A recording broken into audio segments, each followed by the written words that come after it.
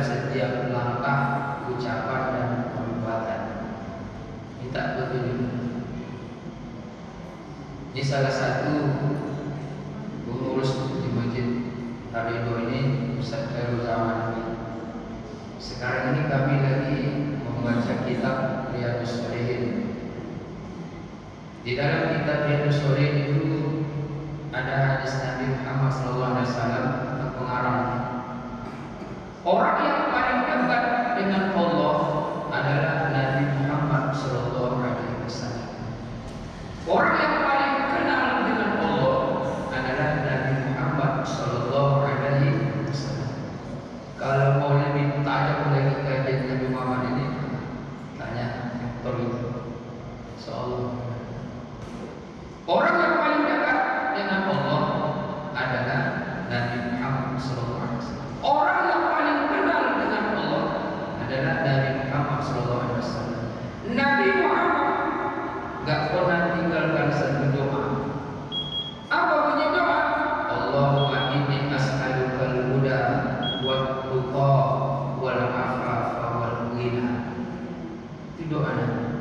Ya Allah, aku meminta petunjuk kepada. Hebat Nabi, hebat luar biasa. Dekat Nabi dengan Allah, dekat. Dekat dengan apa? Paling kenal dengan Allah, ya. Sahabat dekatnya malaikat Jibril tetap meminta petunjuk kepada Allah. Allahumma inni as'alukal huda wat tuqa wal afafa wal ghina. Istikharah, meminta petunjuk. Dalam apa? Setiap langkah, tindakan dan ucapan. Kenapa? Tiga hal ini, langkah, tindakan dan ucapan, ada baik, ada buruk. Ketika malaikat Jibril alaihissalam bertemu menjumpai Rasulullah SAW, malaikat Jibril berpesan, pesan malaikat Jibril kepada Nabi Muhammad. Tapi pesan itu untuk kita, umatnya Nabi Muhammad SAW. Kata Jibril berkenaan dengan istikharah. Ya Muhammad, wahai Muhammad, ish ma syi'ta, hiduplah sesuka. Tapi ingat, fa innaka mayyitun, suatu saat engkau akan mati. Suatu saat engkau akan hidup dan sesaat. Engkau hidup di muka bumi ini silakan sesuka, tapi ingat, suatu saat engkau akan mati. Kata ulama, keberanian tidak mempercepat kematian. Ketakutan juga tidak mengelakkan kematian. Mati itu pasti, tapi mati dalam keadaan apa? Pilihan dari tangan kita. Istikharah, pilihan dari kita. Mau mati su'ul khatimah, ini langkah. Mau mati husnul khatimah, ini langkah. Nah, berbuatlah, hiduplah sesuka, tapi ingat, engkau akan mati suatu saat. Orang-orang bakal yang dimuliakan oleh Allah Subhanahu wa taala. Tunggu. Di sini mana kubur? Jauh sana. Jauh sana. Di pasal 5 kuburan sini. Pernahkah ibu bapak berziarah kubur jam 1 atau jam 2 malam? Pernah bu? Tidak pernah. Bapak juga tidak pernah. Ustaz, ini beda-beda tipis. Kalau ditanya kenapa nggak pernah kita ziarah kubur jam 1 atau jam 2 malam? Jawabannya takut. Jawabannya takut. Padahal kita masih di atas kuburan, belum berada di dalam.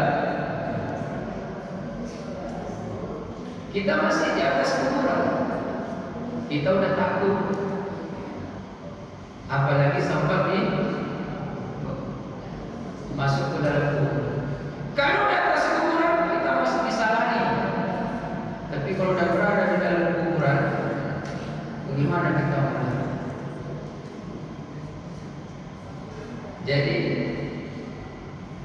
waktu ada pertanyaan. Pertanyaan itu diarahkan kepada tuan guru namanya Haji Muhammad Nasir Ersi. Ditanya bagaimana keadaan orang yang berada di dalam kubur itu. Kata beliau, orang yang berada di dalam kubur mereka berdoa kepada Allah. Doa terbagi dua, ada doa orang yang beriman dan ada doa pelaku maksiat. Pelaku maksiat. Doa didengar oleh Allah, tapi belum diijabah dan dijawab. Doa orang yang beriman, ya Allah, kiamatkan dunia. Itu doa orang yang beriman. Kenapa harus kita kiamat? Aroma yang ditanamnya waktu di dunia sudah sampai di kuburan, sudah sampai di alam barzakh. Udah keciuman aromanya, tapi belum bisa dinikmati. Yang ditanamnya di dunia udah berbuah, udah beraroma, udah ada wanginya, ada sampai ke kuburan. Maka yang minta kepada Allah agar dunia dikiamatkan, agar apa? Agar bisa menikmati apa yang ditanam. Aroma yang ditanamnya itu sudah ada baunya sampai. Maka dia minta kepada Allah agar dunia ini dikiamatkan, agar bisa menikmati hasil tanam. Nah, sementara pelaku maksiat mereka berdoa, ya apa doanya? Ya Allah, kembalikan kami ke dunia. Ini kalau masjid Al-Ridwan kan selalu baca surah Sajadah pada Jumat, subuh Jumat. Itu ayat yang kedua, pasal 13. Wa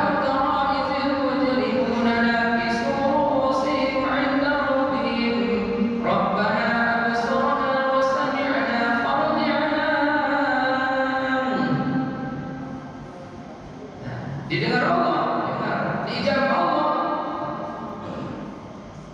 Pelaku maksiat mereka berdoa, apa doanya? Ya Allah, kembalikan kami ke dunia. Ini kalau diijabah oleh Allah, kita sholat masjid Al-Ridwan gawat. Kok gawat Ustaz? Tahiyatul masjid. Tahiyatul masjid apa? Waktu sholat subuh, Allahu Akbar. Sendiri kita di masjid, di tahiyatul masjid. Belum ada datang pocong di sebelah kita. Terkejut kita. Kok pulang kakak? Iya, doa dijawab Allah. Berapa lama kakak udah datang? Udah 8 tahun. Enak kan? Bapak belum. Gak balik ke rumah. Kalau diijabah. Kenapa? Karena kalau dibalikkan Allah, janji mereka na'mal sholih. Farjibna na'mal. Maka sebelum sampai kita kepada itu, jaga hidup. Jaga hidup. Kenapa?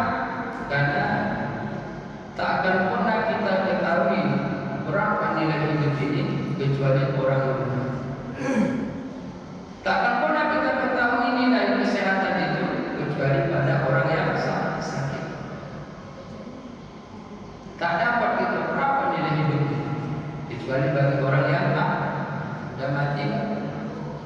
Itu pesan pertama. Pesan yang kedua, kata malaikat Jibril kepada Nabi Muhammad SAW, ahbib ma syi'ta. Cintailah apa saja yang kau cintai. Tapi ingat, fa innaka mufariqun. Suatu saat engkau akan berpisah dengan yang kau cintai. Suatu saat engkau akan berpisah dengan yang kau cintai. Apa saja yang kita cintai di dunia ini, kalau enggak kita duluan, dia belakangan. Kalau enggak kita belakangan, dia duluan. Ibu kalau memilih, ibu duluan, bapak belakangan, atau bapak belakangan, ibu duluan. Ulang lagi, ibu duluan, bapak belakangan, atau bapak belakangan, ibu duluan. Hah? Ibu maunya, ibu belakangan, bapak. Kalau kami nanti siapa jadi imam sholat di Masjid Al-Ridwan? Pilih mana lagi?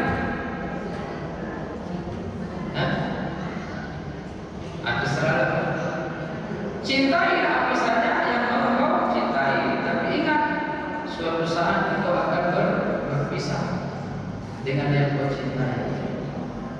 Apa saja kau cintai, engkau akan berpisah. Nah, orang tua kami yang dimuliakan oleh Allah Subhanahu wa taala, dikata orang Melayu, bukan titik yang membuat tinta, tapi tinta yang membuat titik. Bukan cantik yang membuat cinta, tapi cinta yang membuat cantik. Betul bu? Betul ya? Bukan titik yang membuat tinta, tapi tinta yang membuat.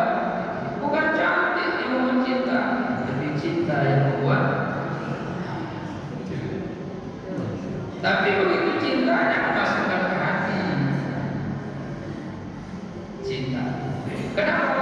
Kalau kau masukkan ke dalam hati, engkau nanti berat untuk berpisah. Berat untuk yang terakhir, kata Jibril alaihissalam pesan kepada Nabi, wa'mal ma syi'ta, buatlah sesuka. Tapi ingat, fa innaka majziyun bihi, semua yang kau buat akan kau bertanggung. Semua yang dibuat